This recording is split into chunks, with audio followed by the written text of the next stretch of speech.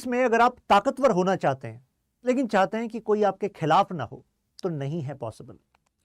India recently rise कर ही रहा है, लेकिन साथ में स्ट्रेटेजिक चैलेंजेस भी आते हैं, क्योंकि जैसे ही आप पावरफुल बनते हैं किसी एक पर्टिकुलर स्पेस में, रीजन में, किसी एरिया में, तो कोई ना कोई तो होगा जो आपकी जगह लेना चाहता है, जो चाहता है कि आपकी ग्रोथ को स्टंट किया जाए और उसका एडवांटेज उसको मिल जाए। Machiavelli, the famous Italian thinker, उन्होंने कहा था कि geopolitics is a cut throat competition. To react is no smartness, to strategise and execute by मतलब bluntness, that is what is required. तो जरा समझते हैं इस एनालिसिस में कि यार ये टर्की की ये एशिया न्यू पॉलिसी है क्या, और जो ये बता रहा है कि इंक्लूसिवनेस की पॉलिसी है, एशिया के साथ अब टर्की और ज्यादा करीब आ रहा है, या फिर इसके अंदर कुछ खोखली चीजें हैं और स्पेसिफिकली ये डायरेक्टेड है अगेंस्ट इंडिया।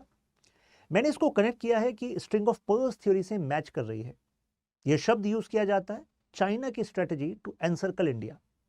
अभी जरा आप एंगल देखिए, पाकिस्तान चाइना के साथ क्लोज है, पाकिस्तान यूएसए के साथ भी क्लोज हो रहा है। देखा है ना आपने, ऑपरेशन सिंदूर के बाद इनके फील्ड मार्शल उर्फ जनरल साहब गए हैं वहां पर यूएस से, उसके बाद मतलब क्लोजनेस शो हुई है।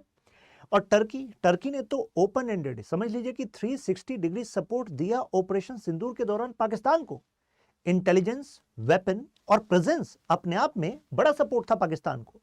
तो कहने का मतलब यह है कि इंडिया को इस एनसर्कलमेंट पे कुछ तो करना पड़ेगा। एक समय पर माना जाता कि टर्की मुस्लिम वर्ल्ड का लीडर बनना चाहता है, इस्लामिक सोलिडारिटी के बेसिस पर ही पाकिस्तान के साथ क्लोज है।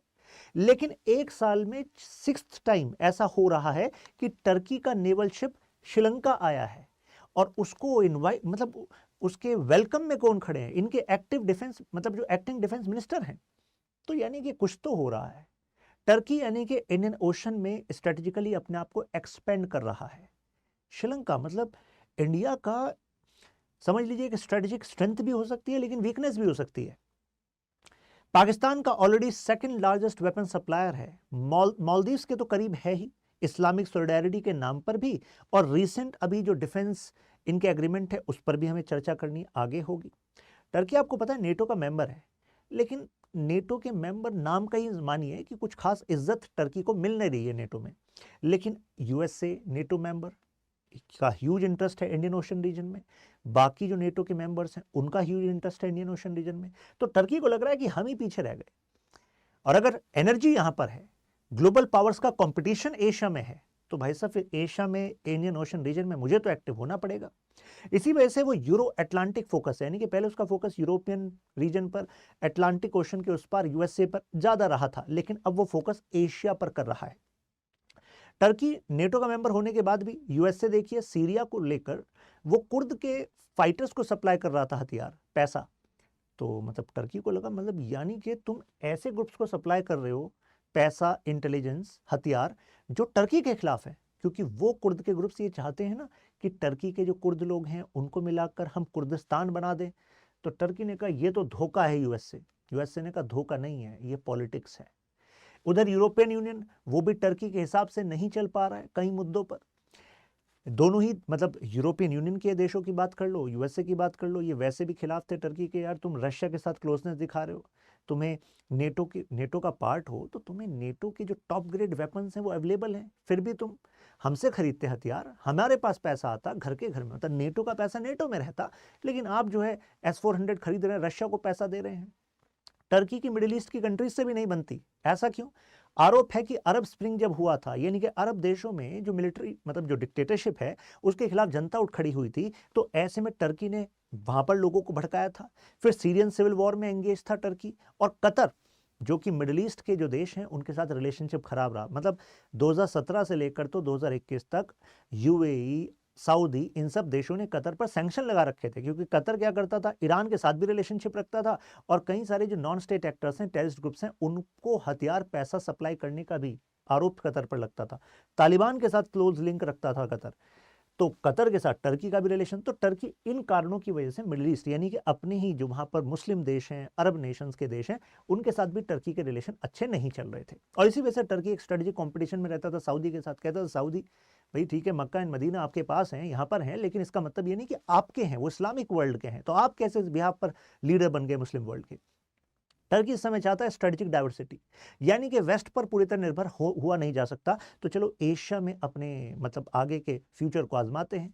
चाइना के साथ क्लोज, जापान के साथ क्लोज, मलेशिया इंडोनेशिया के साथ क्लोज। तो यहाँ क्लोजनेस आ रही है। कह रहा है कि मुझे मीडिएटर बनना है। आपने सुना है जब आर्टिकल 370 का एब्रोगेशन हुआ था 2019 में, उस समय भी टर्की अपने बड़े सुर दे रहा था इंडिया के खिलाफ। कह रहा था अरे कश्मीर का इशू तो इंटरनेशनल इशू, बायलेटरल इशू, और इस पर तो मतलब there should be some international engagement. हमने कहा भाई ये अपना इशू है, ये अपना इंटरनल मैटर है। आपका एलओसी का जो मैटर है समझ में आता है, वो भी इंडिया और पाकिस्तान के बीच का मैटर है। कश्मीर का हमने यूटी स्टेटस बनाया, इंटरनल मैटर में आप कैसे घुस सकते हैं? उइगुर प्रॉब्लम्स पर कह रहा था कि हम मीडिएटर बनेंगे, रोहिंग्या क्राइसिस पर मीडिएटर बनेंगे, लेकिन काफ़ी समय से मैंने कोई अपडेट नहीं देखी है कोई उइगुर मुस्लिम के इशू पर टर्की ने बात की हो। कारण क्या है? आप सब जानते हैं, चाइना कहेगा इस मुद्दे पर छेड़छाड़ नहीं, कश्मीर कश्मीर करते रहो, रोहिंग्या मुस्लिम का करते रहो, उइगुर मुस्लिम्स नहीं, वहाँ भूल जाओ। एक अब प्लस इसको लगता है यार एशिया में ह्यूज मार्केट भी है, प्लस टर्की को ना इन्वेस्टमेंट चाहिए, तो इन्वेस्टमेंट के लिए कैपिटल भी। आप कहेंगे अरे यहाँ कहाँ कैपिटल है? अरे यार चाइना है, जापान है, साउथ ईस्ट एशिया के बाकी और देश हैं, इंडिया भी है, इंडिया की कुछ कंपनीज भी वहाँ पर इन्वेस्ट कर सकती हैं। और ये उसने फोकस जो है रखा इसी वजह से। देखिए $17 बिलियन 2004 में इनका ट्रेड वॉल्यूम था इस रीजन के साथ, $75 बिलियन हो गया है, $10 billion plus direct investment Turkey में हो गया है। तो यानी कि भाई एशिया पर फोकस करने से फायदा तो हो रहा है। अब एशिया अन्यू को वो कह रहा है कि नहीं ये इंक्लूसिव है, हम एशिया के साथ अपना पास्ट का एक कल्चरल लिंकेज रखते हैं, हिस्टोरिकल लिंकेज रखते हैं। इंडिया का कहना है देखो बातें मत बनाओ, सही बात यह है कि तुम यहाँ पर अपने डिफेंस मार्केट को एक्सपेंड करना चाहते हो, इंडिया को भी काउंटर करना चाहते हो, राइट? तो यहाँ पर देखो पाकिस्तान के साथ तुम्हारे हथियार के रिलेशन, मतलब तुम बेच भी रहे हो प्लस ज्वाइंट वेंचर स्टेब्लिश कर रहे हैं। पाकिस्तान ज्वाइंट वेंचर स्टेब्लिश कर रहा है इनके साथ, एक कान एयरक्राफ्ट कैटेगरी है, उसके बारे में भी आगे आपको पता लगेगा। तो पाकिस्तान के तो मजे आ गए। पाकिस्तान कहेगा देखो हमारे यहाँ तो अब एयरक्राफ्ट बनेगा, फाइटर जेट बनेगा, तो हमारी डिपेंडेंस यूएसए पर भी कुछ कम हो जाएगी। टर्की कहेगा चलो यार हमारे यहाँ हमें जो है चीप मैन्युफैक्चरिंग करने की जगह मिल जाएगी। पाकिस्तान कहेगा हमें टेक्नोलॉजी मिल जाएगी। बात तो ये बांग्लादेश को बनवाया इंडिया ने। इंडिया ये मानता रहा कि यार बांग्लादेश की सिक्योरिटी का अल्टीमेट जिम्मा तो हम पर ही है, लेकिन बांग्लादेश के साथ इस समय डीप एंगेजमेंट टर्की का हो रहा है। यहाँ पर डिफेंस के सेल एग्रीमेंट भी हैं प्लस ज्वाइंट वेंचर। तो सोचो अगर वेपन मैन्युफैक्चरिंग टर्की हमारे पड़ोस में ही कर रहा है बांग्लादेश और पाकिस्तान में, और हमारे अपोजिट स्टैंड रख रहा है कई मुद्दों पर, तो आपके लिए चैलेंज है कि नहीं? अरे बिल्कुल चैलेंज है यार, इंडिया के लिए चैलेंज है। अपॉर्चुनिस्टिक फ्रेमवर्क है, कुल मिलाकर ये बात है। अब जरा इंडियन ओशन रीजन को देखते हैं, इसमें क्यों फोकस आ रहा है इसका, और यहाँ पर कौन से ऐसे आइलैंड नेशंस हैं जहां पर टर्की विशेष फोकस कर रहा है। क्योंकि देखिए इंडियन ओशन रीजन जो है, ये समझ लीजिए कि दुनिया की टोटल जो ऑयल की सप्लाई है कंटेनर्स के थ्रू जो होती है, उसका 80% जो ट्रेड है वो यहाँ से होता है। और भाई यहाँ पर इंडिया है, तो इंडिया के लिए तो यार स्ट्रेटेजिक है कि नहीं ये रीजन? ऑलरेडी यहाँ पर ग्लोबल पावर्स कंपीट करती हैं, चाइना यहाँ पर अपने आप को एक्सपेंड करना चाहता है, राइट? नेचुरल रिसोर्सेज से भरा हुआ है ये वाला रीजन, और इसमें टर्की का कोर फोकस इस समय लग रहा है श्रीलंका पर, मालदीव्स पर, सेशल्स, मॉरिशस, मेडागास्कर।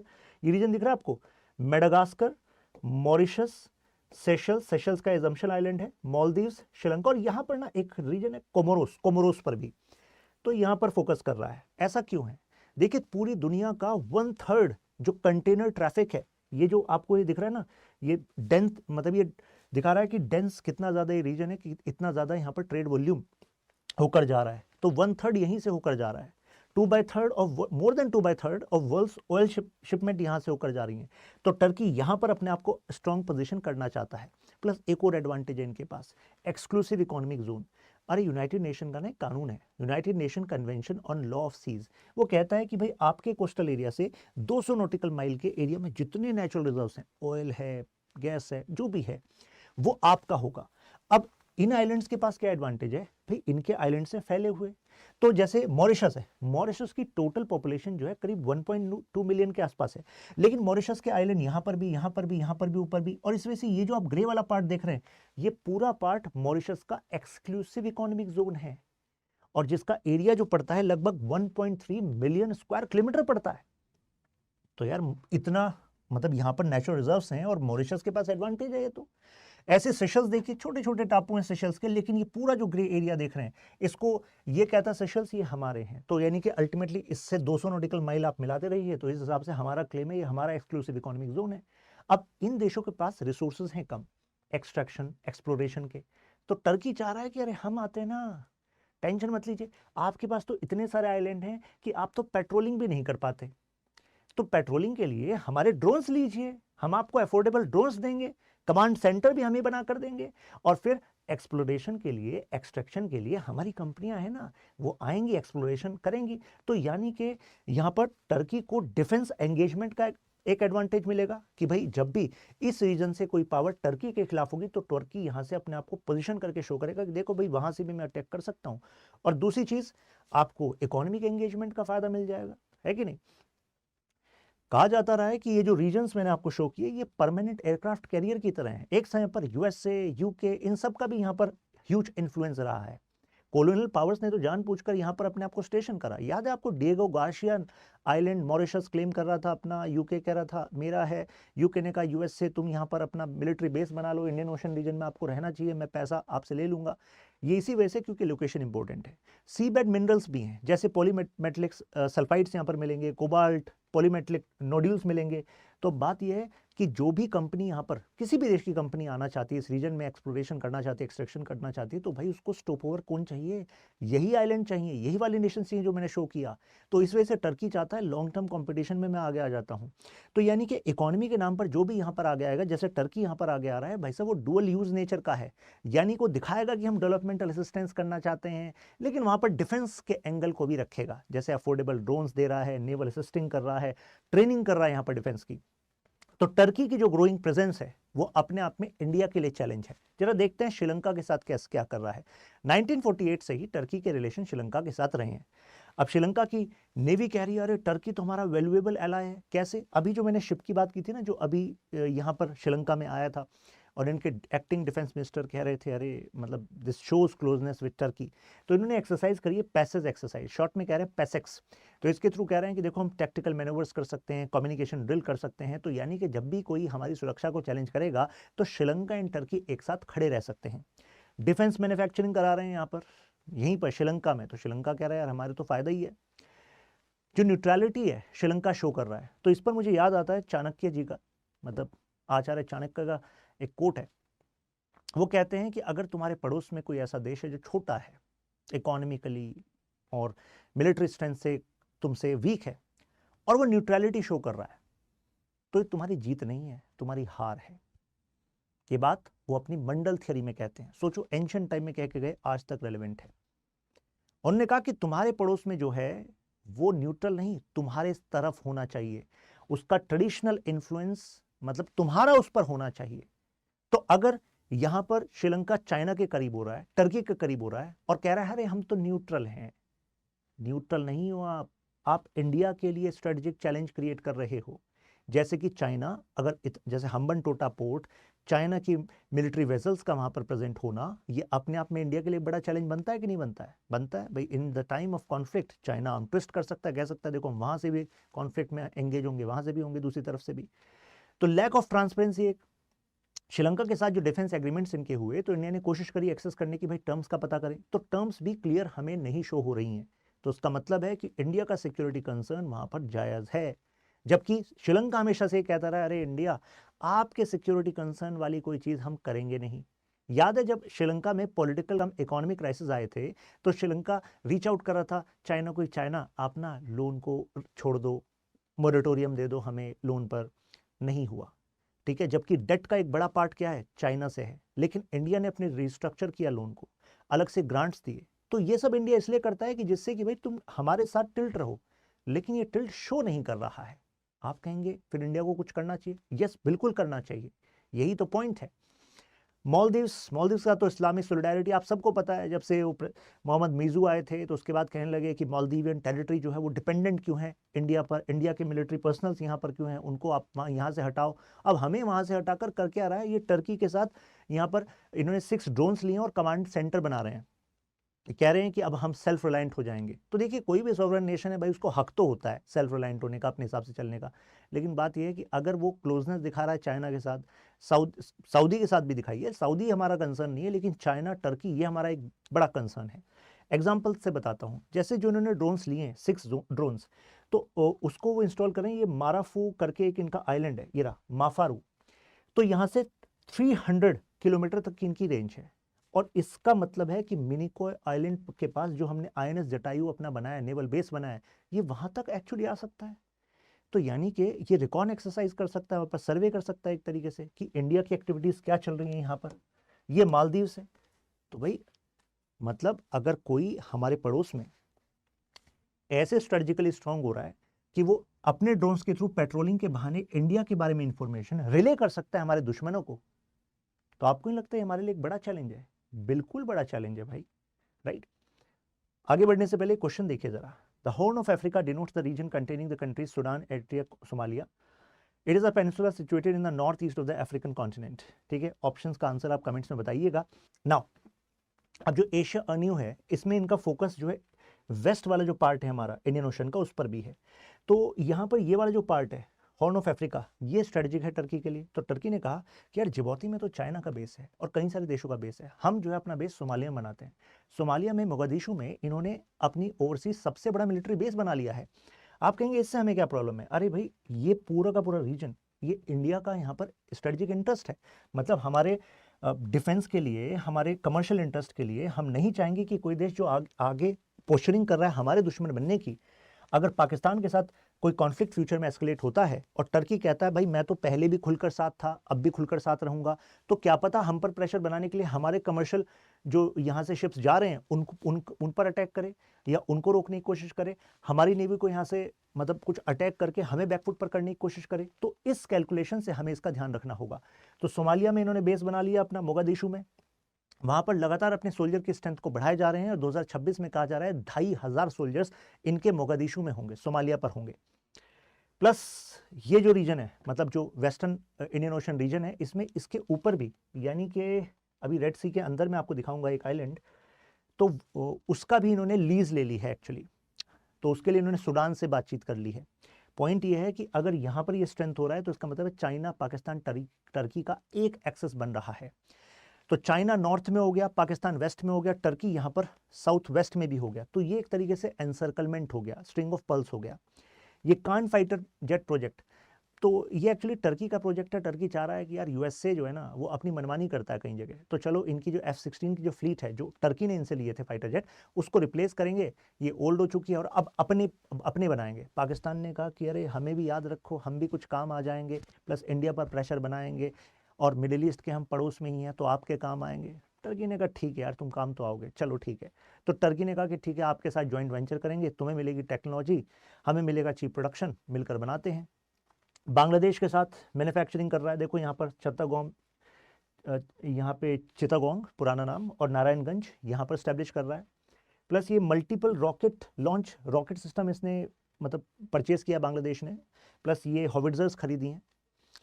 तो इसका मतलब ये है कि साउथ एशिया में जो पाकिस्तान के एलाय हैं, यानी कि बांग्लादेश पाकिस्तान का एलाय बन रहा है, टर्की पाकिस्तान का एलाय बन रहा है। तो कहने का मतलब है कि डायनामिक्स रिसेंट पास्ट में, स्पेशली बांग्लादेश के कंटेक्स्ट में जब से शेख हसीना गई हैं, मतलब दैट इज शिफ्टिंग, राइट। तो स्ट्रिंग ऑफ पर्ल्स का क्या कॉम्प्लीमेंट तो नहीं हो रहा? स्ट्रिंग ऑफ पर्ल्स याद है आपको? पाकिस्तान में ग्वादार, फिर यहाँ पर हम्बन टोटा, फिर म्यांमार में क्युप्युक पोर्ट जो कुनमिंग से कनेक्ट करके क्युप्युक तक आ रहा है। तो एक तरीके से हमें यहाँ पर काउंटर करना चाह रहा है, क्योंकि हम भी ऑलरेडी म्यांमार में वो सितवे पोर्ट बना रहे हैं रखाइन रीजन में, जिसके थ्रू हम कनेक्ट करके ऊपर जाना चाह रहे हैं। उसका पूरा नाम है कालादान मल्टी मॉडल प्रोजेक्ट। तो पॉइंट है कि यार यहाँ से चाइना पाकिस्तान इकोनॉमिक कॉरिडोर हो गया, यहाँ से ग्वादार, यहाँ से हम्बन टोटा, यहाँ से क्युप्युक। तो यार ये तो भारत को घेरने की कोशिश है चाइना की, राइट। और इसी को फिर कॉम्प्लीमेंट कर रहा है टर्की। तो टर्की और चाइना इंडिया को मतलब चैलेंज देने के लिए तो और ज्यादा करीब आ जाएंगे, राइट। क्योंकि वो है ना कि दुश्मन का जो दुश्मन होता है वो तुम्हारा दोस्त होता है। तो भाई ये तो चाइना और टर्की और करीब आ जाएंगे इस बहाने, राइट। तो हमें इसका कुछ काउंटर तो देखना होगा। जो मैं आपको बता रहा था ना आइलैंड, ये स्वाकिन आइलैंड है यहाँ पर। तो स्वाकिन आइलैंड इन्होंने लीज पे ले लिया है। तो यानी कि टर्की की जो प्रेजेंस है वो आपके सोमालिया में भी है और रेड सी के अंदर भी है, यहाँ पर भी। और यहाँ से हमारा इतना बड़ा ट्रेड होकर जा रहा है स्वेज से। तो इसका मतलब है कि टर्की अपने आप को पोजीशन कर रहा है as a major power in this region, right. BRICS में इंटरेस्ट और अल्टीमेटली BRI को कॉम्प्लीमेंट करना चाह रहा है। ये एक्चुअली एक मिडिल कॉरिडोर है। टर्की का कहना है कि चाइना आपको यूरोप से कनेक्ट करना है ना, तो ऐसा करो ना, चाइना से डायरेक्ट कनेक्ट करो कजाकिस्तान, सेंट्रल एशिया, और फिर इस कैस्पियन सी के होते हुए टर्की, और टर्की के रास्ते फिर आपको मिडिल ईस्ट जो आपका मेडिटेरियन है, मेडिटेरियन का एक्सेस मिल जाएगा, और इसके थ्रू आप यूरोप में आराम से ट्रेड कर सकते हैं। तो यानी कि चाइना, तुम इस वाली जो एरिया है इसको बाईपास ही करो ना, क्यों ही पड़े हो चक्कर में, डायरेक्ट यहाँ से भी कनेक्ट कर सकते हो। तो बेसिकली चाइना का ऑलरेडी जो बेल्ट एंड रोड इनिशिएटिव है उसी को कॉम्प्लीमेंट कर रहा है टर्की का प्लान। और इसी वजह से चाइना की कितनी सारी कंपनीज इन्वेस्ट कर रही हैं टर्की में। उनको लगता है कि यार ये तो यूरोपियन मार्केट का गेटवे है टर्की, तो क्यों ना वहां पर अपना बेस बनाए। तो इससे पता लगा हमें कि we can not be mute spectators to the development of Turkey. तो हमारा भी काउंटर प्लान इन प्लेस होना चाहिए। तो आपको क्या लगता है, काउंटर प्लान है नहीं क्या? काउंटर प्लान है। तो अगर आप उस पर एनालिसिस चाहते हैं तो you can mention in comment, हम उस एनालिसिस को लेकर आएंगे। क्योंकि मैंने एक वीडियो देखी थी, उसमें कहा जा रहा था कि इंडिया एंड हमारे मोदी जी की तस्वीर थी कि सरेंडर्ड इन फॉरेन पॉलिसी। मुझे लगता है कि फॉरेन पॉलिसी के कई सारे जो एसेंशियल फैक्ट्स हैं, डेवलपमेंट्स हैं, उनके बारे में उस वीडियो में बताया नहीं गया। और प्रोजेक्ट ऐसे हो रहा है, लेकिन लॉजिकली ऐसे प्रूव हो रहा है कि जैसे कुछ हुआ ही नहीं है उस दिशा में। एक और बात ध्यान रखिएगा फॉरेन पॉलिसी की, कि कोई दूसरा देश जो है जो फैसला ले रहा है, तो उसका फैसला लेना वो कई सारे डायनेमिक्स से चलता है। उसमें एक प्राइमरी डायनेमिक होता है कि उसका अपना क्या इंटरेस्ट है, उसका अपना क्या हित है। यूएसए एक बड़ी ताकत है, लेकिन यूएसए को अगर मैक्सिको चैलेंज करता है कुछ इश्यूज पर, तो चैलेंज करता है despite this huge power gap. तो क्या आप ये कह देंगे कि अरे यूएसए तुम्हारे तो फॉरेन पॉलिसी पूरी तरह ही फेल है? नहीं कह सकते। क्यूबा यूएसए के बिल्कुल बराबर में है, लेकिन क्यूबा एक बड़ा चैलेंज देता है, लेकिन यूएसए क्या करता है, उसका काउंटर बैलेंस रखता है, काउंटर स्ट्रेटजी उसकी तैयार रहती है। लेकिन ये कहते ना, बताओ यार क्यूबा टर्की के साथ, क्यूबा जो है यूएसए के हिसाब से नहीं चल रहा, अरे यूएसए फेल हो तुम। अरे भाई, उसका आइडियोलॉजिकल ओरिएंटेशन यूएसआर के साथ रहा, उसका आइडियोलॉजिकल ओरिएंटेशन वो कम्युनिज्म सोशलिज्म वाला रहा, और यूएसए कैपिटलिस्ट है। तो कहने का मतलब है किसका क्या इंटरेस्ट है, किसका क्या आइडियोलॉजिकल ओरिएंटेशन है, वो आप नहीं बदल सकते। लेकिन हाँ, आप काउंटर प्लान ऐसा कर सकते हो कि वो आपके खिलाफ कुछ करने से पहले 10 बार सोचे, क्योंकि आपके पास ताकत है, तरीके हैं जिससे कि आप उसके इंटरेस्ट को अंडरमाइन कर सकते हो। सीधा बात है कि इंटरनेशनल पॉलिटिक्स में आप उसके लिए कहां अपॉर्चुनिटी है और कहां नुकसान पहुंचा सकते हैं, उसकी क्षमता होनी चाहिए, क्रेडिबल डिटरेंस आपके पास होना चाहिए। तो वही आपकी फॉरेन पॉलिसी की स्ट्रेंथ होती है। तो इस पर आप चाहते हैं detail analysis, you can put in comment, हम इस पर भी डिटेल एनालिसिस बना देंगे। आई होप ये वाली वीडियो का जो टॉपिक था वो आपको समझ में आ गया होगा। एशिया अन्यू कि नया एशिया टर्की एंगेजमेंट कुछ नहीं, उनकी अपना जो इंटरेस्ट है पाकिस्तान के साथ, बांग्लादेश के साथ, इंडियन ओशन रीजन के नेशंस के साथ, जिनके बारे में मैंने बात की। This is what Turkey is doing.